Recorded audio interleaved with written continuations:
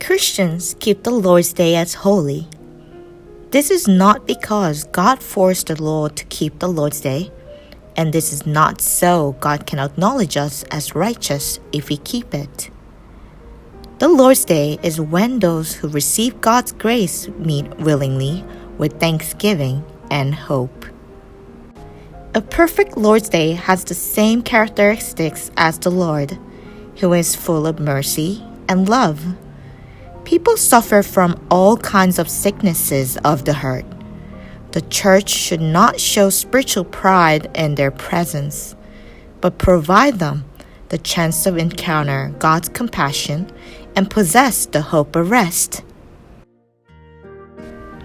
People do not feel pain just because of the flesh. People's hearts are exhausted from the arrogance of the world. Saints who meet in the church on the Lord's Day have overcome these trials by God's compassion.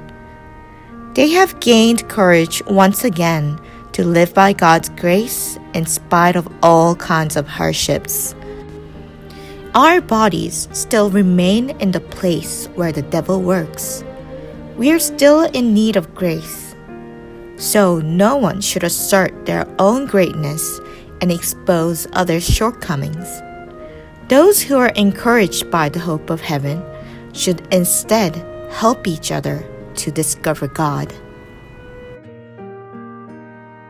God wants to take lasting responsibility for every single person we meet in the church. This is how we should think when we see them.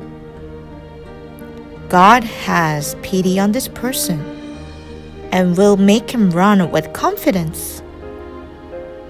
God is taking a hold of this person so that she reaches eternal rest.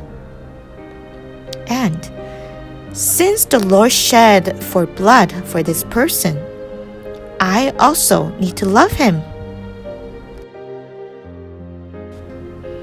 When Jesus entered the synagogue on the Sabbath, there was a person with a shriveled hand. People thought this was a good chance to accuse Jesus.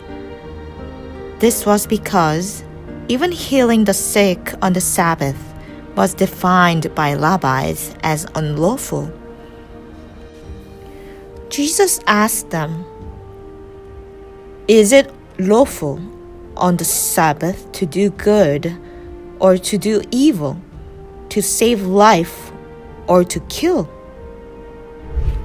He then healed the man with the shriveled hand.